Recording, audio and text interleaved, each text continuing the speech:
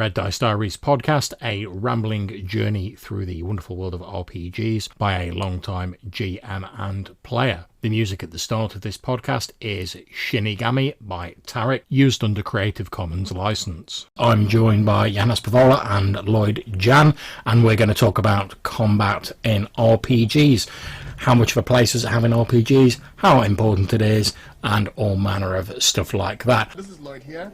Guys, when you are picking the role-playing game you are going to run, how much does the combat influence what you pick? Obviously, combat tends to happen in like pretty much all RPGs, give or take, like maybe a couple. I think even if you're not going for like a system-heavy game, how the combat's going to work with your story is quite important. You have to at least sort of have half a mind to how it's going to work and whether it's going to work with the type of game that you're trying to do. Whether you're going for something that's like a bit more sort of tactically based, or whether you're going for something that's a bit more sort of story based. Yeah, I was going to say that like for some games, I wouldn't necessarily call whatever violence tends to take place, whether that's about like in the game or in the genre that it's trying to go for. I'm specifically thinking of Cthulhu here. So if you have violence in Cthulhu, I don't know if I would call it a combat per se, because to me, like, combat sounds like there's people fighting on even ground, and usually that's maybe not the case in like mythos games, because you tend to run up against like ridiculous bullshit and you're just a human. Well, can I make an addendum? Can we call it conflict resolution then? I think that's obviously like a wider issue, isn't it? Because as Johannes was saying, I mean, let's face it, if you're in like a Cthulhu game and you're fighting against some like horrible mythos beast, it's not going to be a combat in the same way as like if you're playing like a D&D style game and like you're fighting against a group of orcs or whatever. So with the best will in the world, you ain't going to like whip out your broadsword and like hand Cthulhu's ass to him, are you? So like to return to your original question, I think like whatever the conflict resolution thing is, and this is sort of like we're moving on from combat here, but like conflict resolution sometimes almost equals the game itself, because games tend to revolve around conflict, right? And like those little pieces that you resolve through the system mechanisms kind of equal the game.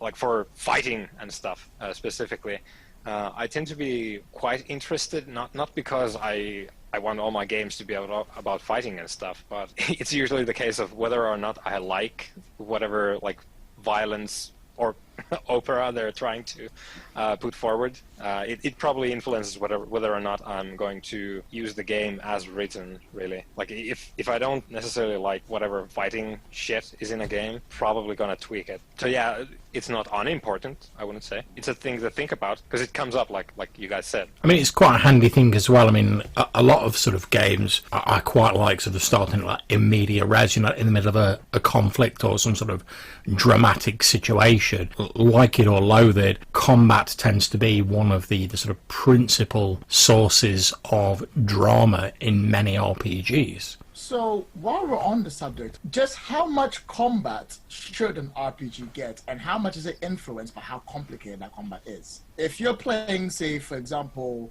World of Darkness, for example, let's say World of Darkness, you're playing humans, you gotta go beat up Cthulhu, whatever the heck you're doing. How much does the whole... Like you do, no, yeah, he's there. You got a broadsword. He's standing up there. Y'all gotta take it to him. Yeah. How much does that part matter in your game? I think again for me, it depends on the system. Cause it's like if someone says to me like, all right, we're going to play like a 5th edition game or whatever. I know a lot of the game is fairly tactically based. A lot of the abilities are based around their use in combat situations. So I'd be expecting combat to take more of a sort of central stage, whereas if someone's playing like a more of a sort of story game, like Johannes has run a lot of Tremulous that I've played in, and the combat doesn't tend to be like a big sort of central focus of that. It happens, but it's more just like a part of the story. Like there's two like main modes for me when it comes to this. It's either I want it to be just a thing among all the other things, and that usually goes hand in hand with I want it to be able to be resolved in a fairly quick manner. So like say the Powered by the Apocalypse stuff that basically resolves most of a conflict in one row. Like it involves like the entire exchange of what happens, and then just gives you the end result. So that's one thing that I find myself going for in quite a lot of games. And then there's the other end, where if the game is such that it's either like a core part of the game that you are out there with your broadsword in the streets of New York City fighting Cthulhu, then like that's what I want to do. Like that's what I want to do, because that's what the game is. Presuming that like you discussed this shit beforehand, and all of you realize that it's gonna be like broadswords at dawn. And if there's like a climactic thing going on in a game that's not specifically about combat, I'd still like to give it a fair amount of attention. If let's say we have the fucking final boss fight or whatever, like you have your arch nemesis, he's right there, and you have your broadsword. I would like to have some extra moments to spend on figuring out how that goes down. How about yourself, Lloyd? How important is it for your games? So, when it comes to games, right, and it comes to combat itself, I am the kind of person that likes to do, like, usually 2 combats in, let's say I run like a 2-hour game. 2 combats, that's about my limit. Once again, it depends on the system that I'm using. If I'm playing D&D, I can squeeze in like 3 or 4 combats, because some games are built to do combat more. It's just broadswords all the way down. How do you discuss how much combat your players want from your game? I have an idea of what I want. I'm always like, yeah, 2 combats, 1 at the beginning, 1 at the end. But what if my players have come in and they're also coming in blind, they all have their own idea? Well, how do you start the conflict resolution discussion? I think that is where, cause I mean, we've talked before about like session zeros and sort of like, I know people do like, and I've done it myself, like campaign documents and stuff like that, which obviously, yeah, if you're doing a one-shot, it's an entirely different beast to doing like a campaign. But I think it is one of those things where like having a discussion at the start about what you're all expecting from the game, and potentially like having the players like gem their characters with the GM there is very useful, because as a GM you can get a lot of ideas as to what a player's expecting from a game by what they do for their character. I'm not saying that should completely replace discussion, but if you get someone coming into a game and they're like, oh, I'm going to play fucking Luke Ironstrong, who's like it was like a warrior wearing like full fucking like plate mail. He's got like 16 broadswords like strapped to his back, 18 shield. He's got like a cart and a retainer who's like carrying all his weapons and whatever. Then you know that guy's going into like your game. He's playing a character that's geared towards combat. So straight away you can say, right, I've got one player who's at least expecting some combat. And if everyone's like playing like warriors and all sort of kitted out for combat, it probably means you're either playing a game that's predicated with that idea, or just everyone's like combat mad in your group, which is fine, because at least you'll know about it.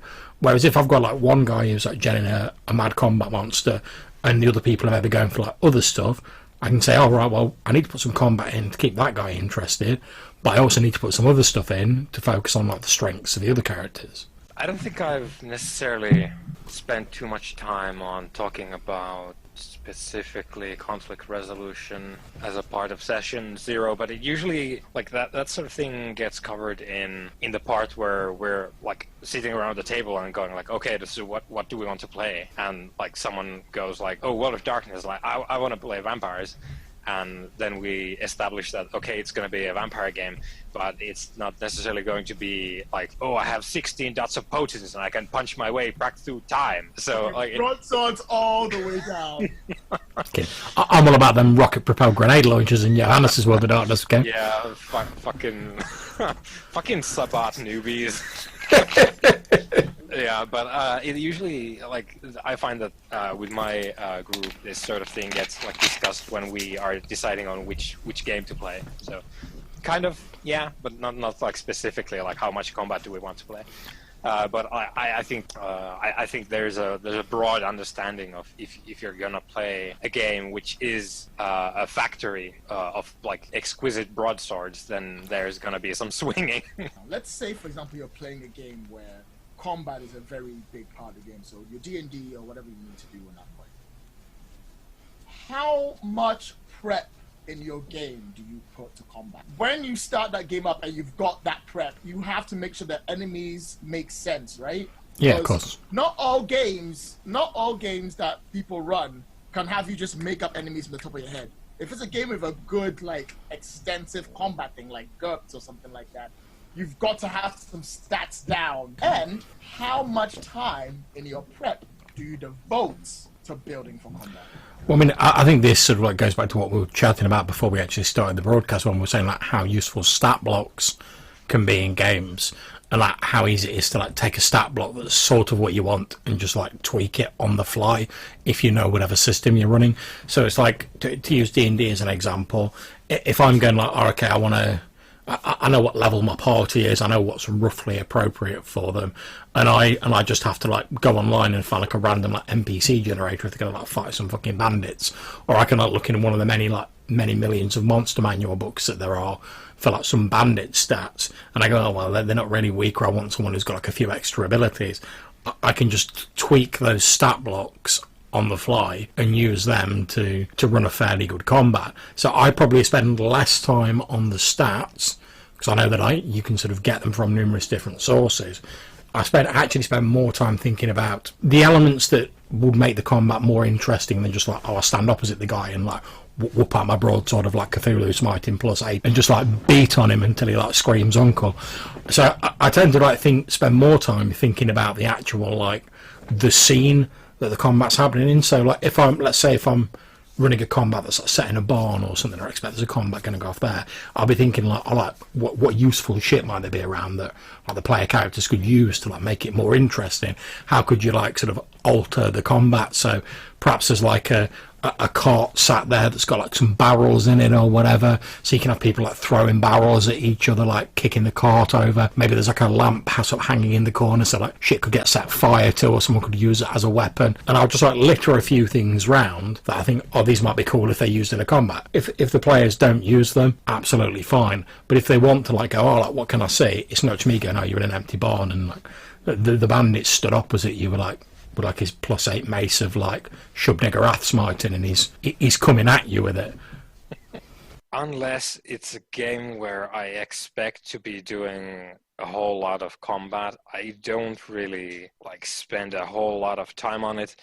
Usually, like John said, there's some templates like ready to go, and if there aren't, usually the game is going to tell you what the baseline average is for whatever shit you're doing, and I tend to improvise off of that. So like we've been playing a Sabbat game with John playing in it, and like there's not been a whole lot of like meaningful combats. They've mostly been murdering people, and it's like a it's a fairly unbalanced situation when an undying monster like comes at you with his broadsword or her broadsword, and and you're just a regular dude with a pocket knife, so that's probably not going to end well.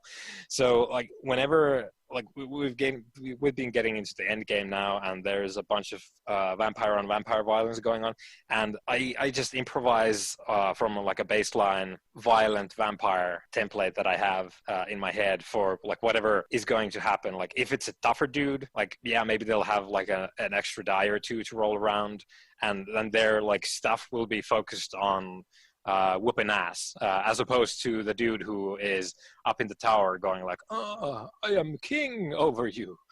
And and then there's the dude downstairs with the fucking AKs and the machetes going like, hey, what's up? You know that guy's gonna like wipe the floor with you. So I sort of like, I improvise based on what makes sense with the fiction of whatever's going on.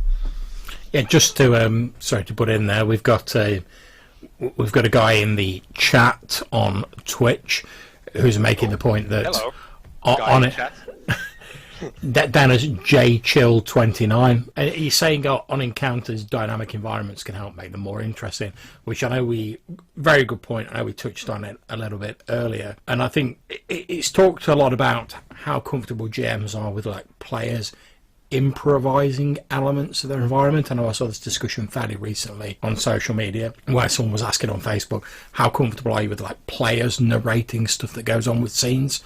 And I was pretty much saying that like I'm comfortable with it to a certain extent. If it makes sense, I'm good with it. So to use the example of the people fighting in the barn, if a player's like, oh, I'm walking into that barn and I'm like, oh, you see your nemesis stood over in the corner being like all dark and brooding and like polishing his mace, and you're like, all right, I'm going to deal with him now. Right, I'm gonna grab hold of a torch that's on the wall, and even if I've not specifically mentioned a torch, it makes, or a lantern, it makes sense that there might be one there. So I'll just be like, yeah, sure, go with it, and let you run with it. Or if you're like, oh, I'm going to like hide behind a cart, or I'm going to hide behind the horses, or try and spook the horses. I've not specifically mentioned them, but it makes sense they would be there in a barn.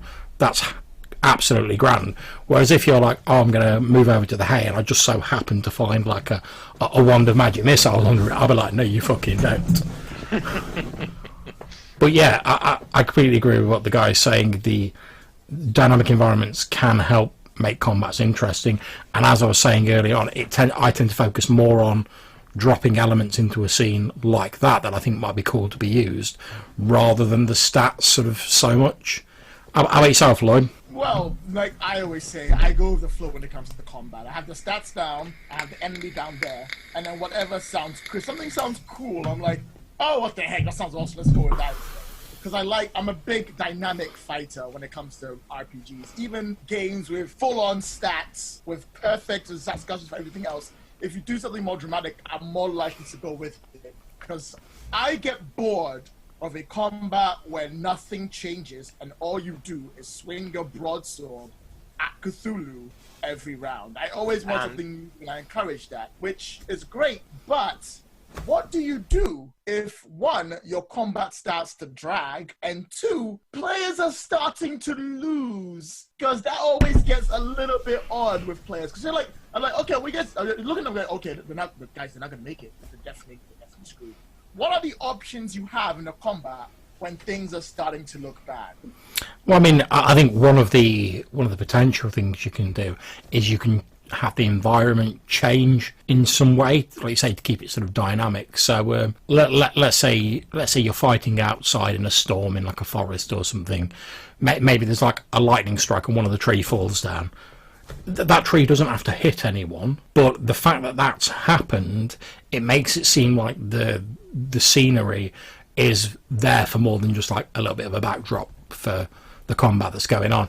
And because you mentioned that tree and sort of drawn attention to it, one of the players might be like, oh well, I'm gonna run off that sort of like gnarled ass old tree that's like half fallen over and use it to gain some like advantage, that leap on one of the opponents. Or like a roguey type might be like, oh, I'm gonna try and hide behind it and like disappear into the shadows, come up and backstab someone. There's loads of stuff like that. I know there's Gothnog and his lot put out a lot of their sort of like scenic environment books, which are really cool. And a lot of the stuff in that is based around the idea of how can you like switch up the environment, either to introduce like extra challenges or just like you say, to keep things interesting so it's not just like a static background. And we're talking specifically like I'm running the game. Yeah, like because these things don't really matter if you're playing the game, because you're in the game. You're not really you're just doing what's there. But as a GM, if you're on the game and combat's kicking in, and either it's really dragging on, or the players are not looking so hot, and you're like, oh, they're going down, oh crap, they're going down, oh god, they're going down, what do I do, guys? Well, I mean, to give an example, like an actual example, I was talking to Lloyd before we started this about recently being in a combat in like Andre's 5th edition game, and the idea started off in that is like it started off, oh, you've got to protect these NPCs in a village. They're under attack by like goblins and bugbears and stuff. So instantly that's got like an extra element, because you've not just got to like romp in and like attack things. You've got to protect these NPCs. But then that changed when there's like these 3 massive like hill giants come in, and they're obviously like throwing giant rocks around the place and all manner of stuff that like giants tend to do. But as soon as they come in and you're like, all right, they can throw a rock that can like flatten like 8 people, instantly you're like, oh shit, well maybe getting all the like NPCs to like gather in that like one building wasn't such a great idea. And once they've thrown these rocks, they're then part of the terrain, so you've got like people climbing up them to like gain a better vantage point. You've got people like fighting around them, and just introducing those extra elements changed that whole combat. And so because the combat was fairly interesting anyway, but it just gave it an extra little dimension. Like the sovereign medicine for both of these things is I usually just escalate things. Like it's just like, yeah, you're about to slip. Like, how about I put some more fire on you? How does that work for you? And with combat dragging, this is one of my. I'm gonna park my fucking like trailer here. So combat dragging, I find in my experience, is usually because the system that is used to resolve that thing has like empty results. It has whiffs. Like you're standing there with your broadsword, you roll your hit, you miss. Nothing happens. Then Cthulhu takes the swing. Maybe he hits you, maybe he doesn't. It's your turn again. What do? You hit. You swing your thing, you roll, you miss. Nothing happens. That's one of my biggest... I mean, I do think that can be sort of like, not completely less cancelled, but it can be like lessened a bit by like the GM and the player and like the description. Because I know we've joked about playing in a few of the OSR games that I've run, where like both like myself as the GM and like all the players have just been like rolling abysmally in like every combat. So it could just come down to the case of like, you're just like, oh yeah, we've missed. Oh no, he's missed. No, I've missed. No, they've missed. But by like sort of having other things happening in the like narration. So in the last game, they're fighting basically this big demon thing. Not to go into like too many details. Johannes's character is like swinging away at him, not really doing much. So we've got things like the demon like grabbing his like mace in like midair and just basically like smack talking him and like telling him he's nothing, his god's nothing, he's not important, and just like ignoring him while he's just like effortlessly like holding his mace and being like, oh yeah, is that what you're gonna hit me with? You ain't shit. Exactly. So stuff like that to like keep it interesting, rather than me just being like, oh, you've missed, on to the next round. But like just like to layer on top of that point there, I really love games which have like resolution things which always like do something, like regardless of what you roll, like shit's gonna move because of the system itself. I really love those games because they're like effortless. Like they take weight off your shoulders. Like you are free to then like focus on, okay, so what does this mean? Like how do I flavor the thing? Like John was talking, except that like you already got some like springboards to jump off of instead of like going on like full out of your imagination. I mean, I think you're right. If there's certain systems that sort of have that like hard baked into like the rules system, and it does make it a lot easier to do that. But even with systems that don't, I mean, you, as like the GM and like the player, you can still do that, but you maybe like have to like think around it sort of a little bit more yourselves, rather than like some games where they basically say, if you get this role, this is what happens, and they sort of lead you through it a little bit more, I suppose. Yeah, they give you a head start on it. That's it, yeah. You can. This is the thing, right? Because people say, oh, well, you just reflavor it. Right. But you can do that with anything. And there's some games that help you do it. How deep do you like your mechanics?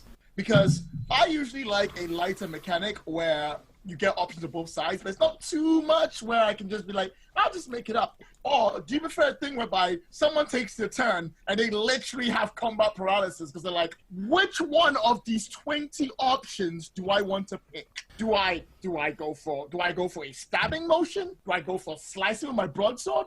Do I do my summon and then slice my broadsword? Do I like pull him towards me and go for it? Is there an overhead? Is there an underhead? How detailed do you like your mechanics in your combat to make it? Does it make the game more real if there's a billion options to pick? Or do you prefer a game that just goes, do what you want, we'll figure it out afterwards?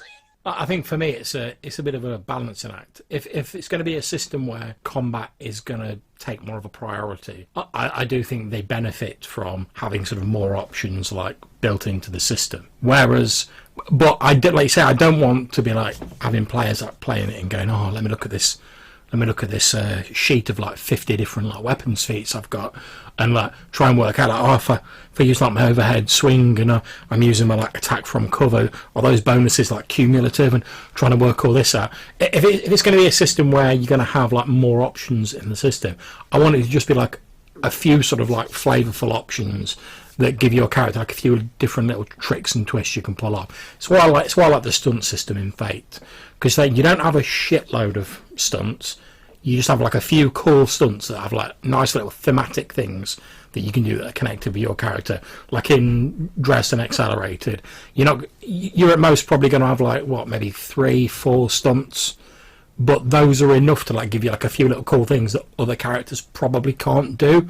So you get into a certain situation, you can be like, oh, this is my thing, this is where my character like comes into their own. Whereas you still don't have that whole sort of combat paralysis where you're like, oh, fucking hell, let me just like get out this fucking Zweihander-sized encyclopedia of like combat feats that I've got. Well, you asked, is it more real? And I don't generally like give a shit about realism in any game designs, really.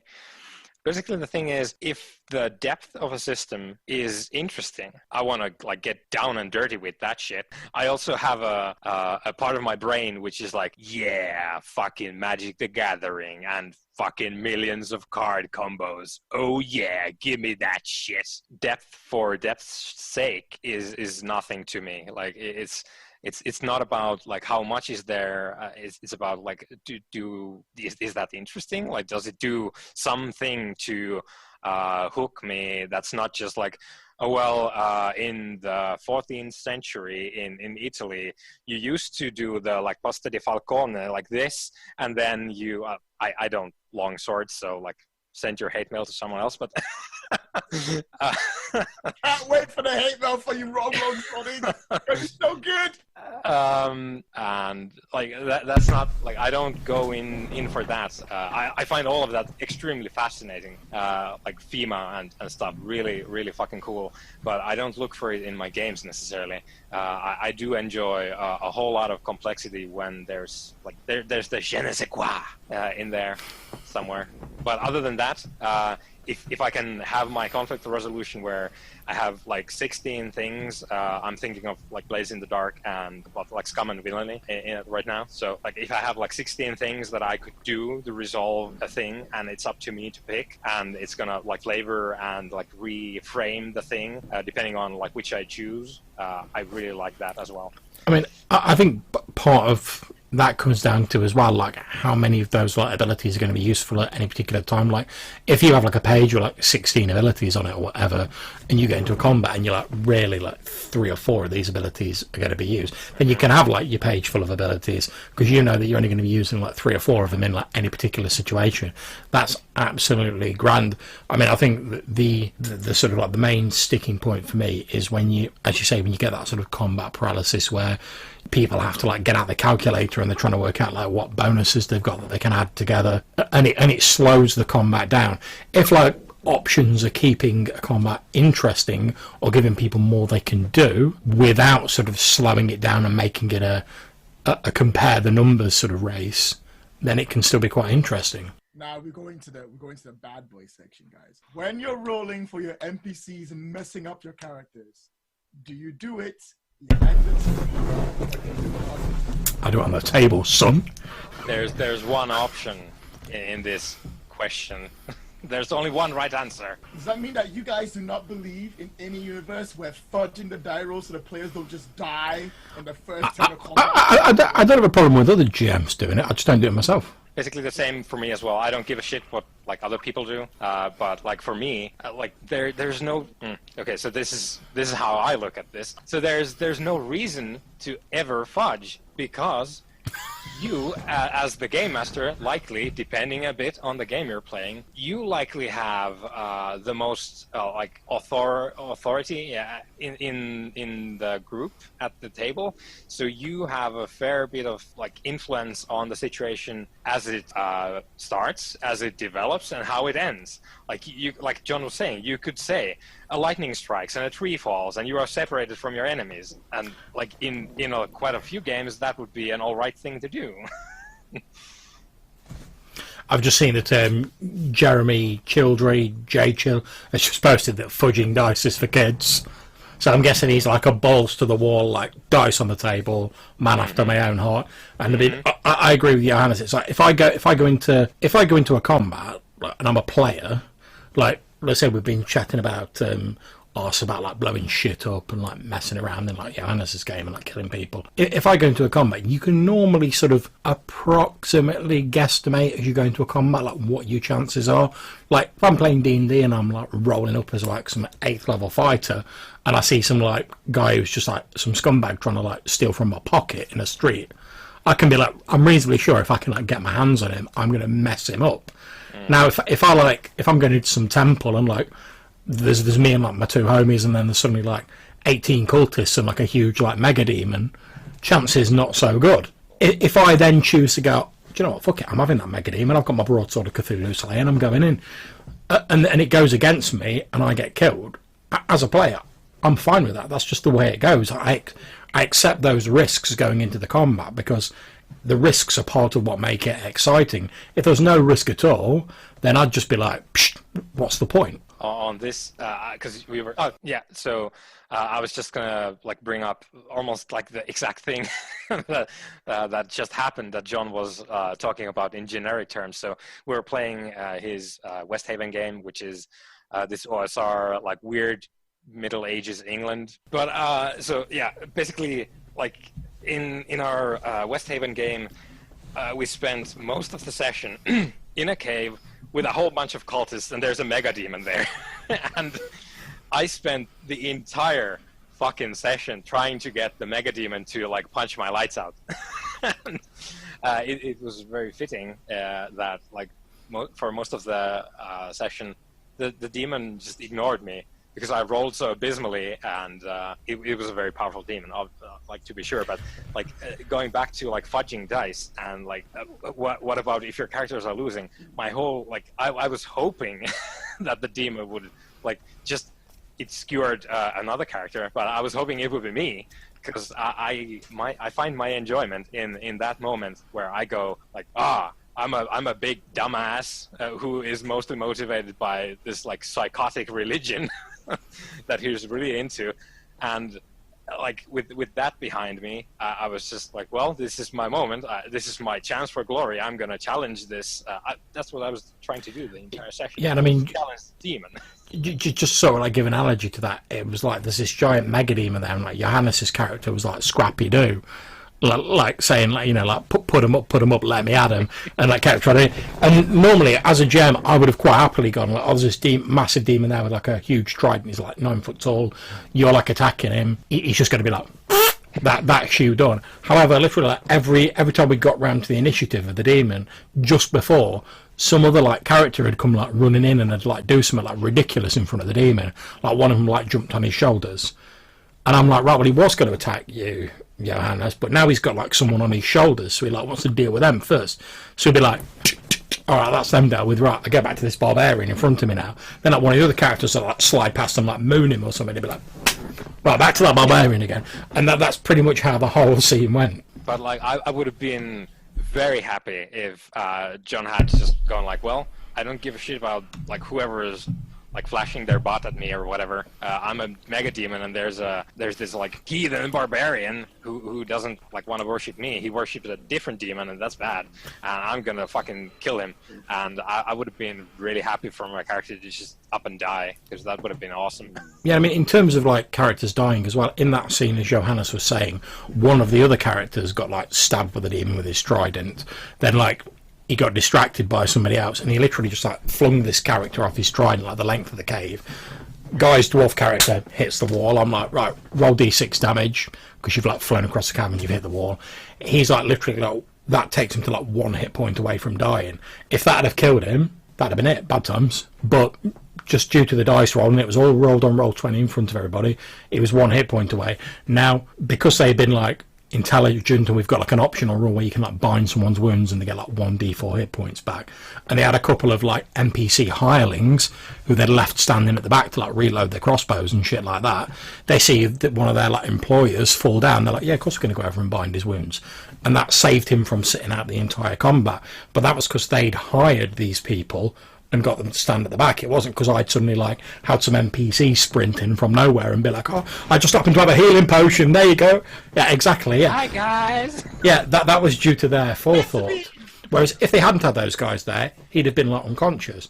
If he'd have rolled more on his damage, I got him to roll the d6 damage, then, and he'd have rolled enough to like kill himself, he'd have been dead. That'd have been it. Does this mean that the reason why you guys don't fudge is because of your mastery of the combat system? And if you were doing something where you literally had no idea the combat system worked, and you're kind of, all right, you wouldn't make it as dangerous? Because as good as we all are, We all make mistakes. And if you're reading the rules and you're like, oh yeah, okay, Coriolis, this can't be that hard. All right, I just roll a percentage to see what happens. Cool. Oh, it turns out if I roll a percentage, you die 30% of the time. Oh, wow, I did not know that. You just died to, like... Well, I mean, again, to use that same scenario earlier, one of the things that happened when I was preparing, like, the demon stats, because I was taking them out of, like, the Dark Albion book, is I looked at it and it's like, oh, the demons of this level or above, they're immune to non-magical damage. So they can't be hurt at all by normal weapons. And I'm like, well, that's bad times for the players because they ain't got no magical weapons. Now, I could have sort of toned down the demon, but because of where it was in the plot, I wanted it to be like a dangerous badass, not like, oh, some like little imp appears and like thumbs his nose at you and you kill him. So all I did with that was, I didn't like fudge any dice, but what I did with that was said that the demon was kept there by like an amulet that like the cult priest was wearing. So effectively I gave them like another out they could do, which is how they dealt with him eventually. They managed to kill the priest, get the amulet off him, smash the amulet, which dismissed the demon. So they didn't have to sort of like just stand there and like beat on him with their broadswords. I gave them another option, but they still had to like get past the demon to get to the priest, get the amulet off him, work out how to smash it. So they still had to do the work, but I just gave them more options they could do rather than just like slugging it out with the demon.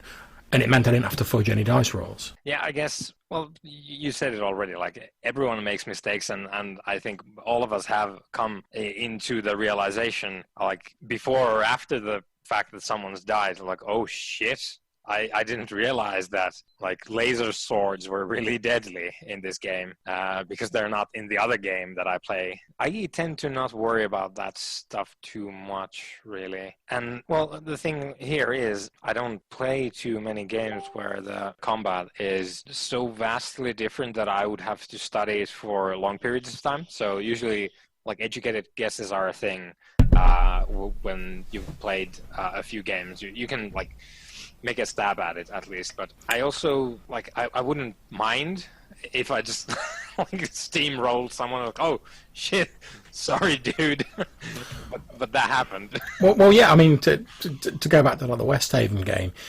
Johannes is playing like played the only character that's died thus far in the game. And that was his first character. They ended up like fighting against a zombie, so like a single zombie. One zombie. One zombie. The rolls went against him. His character got munched by the zombie. That's part of the danger of combat. If you get into combat with something that's intent on killing you, and your luck doesn't bear out, or things go against you, that's the risk you take. So, what options do you give characters for a combat or conflict resolution that they've lost? Like, it is clear the villains have the upper hand, the players have lost. There is no comeback. There is no, they can turn this moment around. Either they're losing or they've lost. Other than just death, what option do you give players for? I think there's always the option, and a lot of players will take it before it gets to that sort of like shit run 1 hit point each level. There's always the option of like getting the hell out of dodge. And I mean, I think quite often in games I run, like if you've got like non-combat specialists and like the tide's really going against them, you'll probably see them sort of start like moving towards the edge of the combat area or like getting ready, so they're like, oh shit, if this really does like hit the fan, I'm getting the hell out of here. I'm like disappearing into the woods or like hiding in shadows or some bullshit and like getting myself out of here. So I think there's always that option. In terms of like if the player characters have lost, they're sort of down but not quite out, there's always the options of like them being like taken captive or whatever that have been used in like a lot of games, and then like running a sort of like breakout scenario, but that depends very much on the enemy. It's like if you're fighting against a load of orc slavers and you like lose, it might make sense for the orcs to like take you as slaves. If you're just fighting against some like horrible like beast that's just like eating everything it comes across, and you're like lying on the floor with like 1 hit point left, like then that beast's going to eat you. There's no reason for it to like take you captive or anything. It's going to eat you and you're going to die.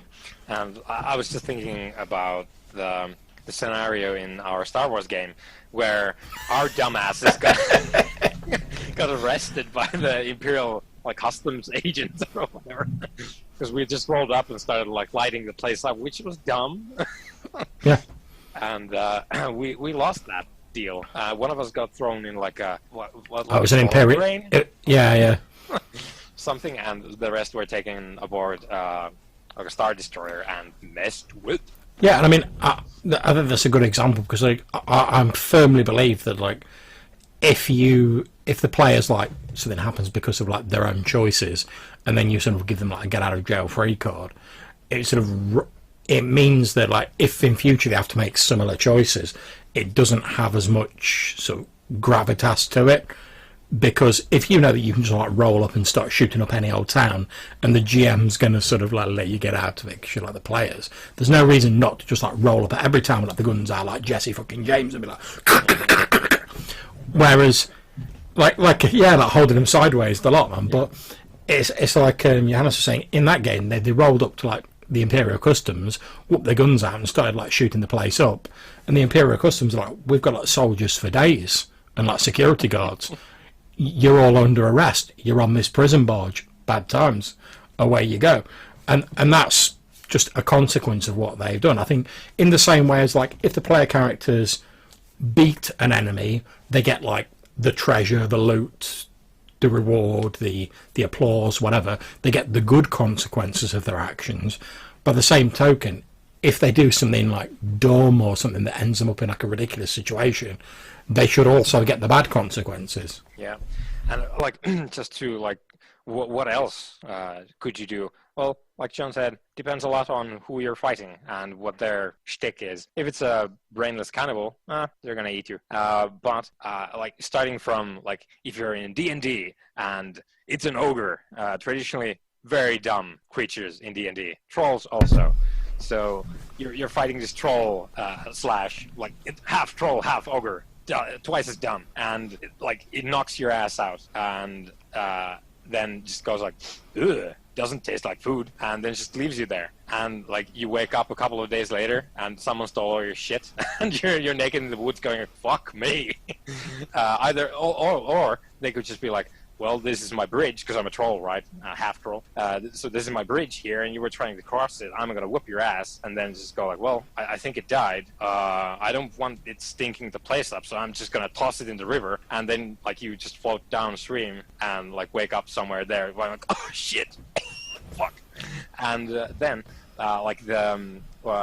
like enslavement is obviously a thing like John was mentioning, but you could also flip it and do the whole like, well, we are from the evil empire now. Okay, cool. So you have lost and you're our captives now. You have two options. You can die. So that's the thing you can do. Or you could join us. Like we have like blaster rifles for days and you could be shooting peasants with us. And that would be cool, right? And then you're like, I guess? For a while. one of the other good things about these sort of like no-win scenarios that like players get into, it's like some of like the most humorous or sort of like characterful moments can also come out of that. I mean, so that was Red Dice Diaries conversation about combat and how it works for the Lloyd. I've been joined by Johannes Paavola. And obviously I'm John from Red Dice Diaries. Hopefully we'll get to do some more of these in the future. Okay, so this is the bit whereby I say goodbye and then John cuts in and says like the last few lines and then hear that music kick in. So that's it for this episode. If you have any questions or suggestions for things you'd like to see in the podcast in future, please either email them to reddicediaries@gmail.com or drop me a voicemail at Anchor. Until I see you next time, wherever you're playing, take care and enjoy yourself.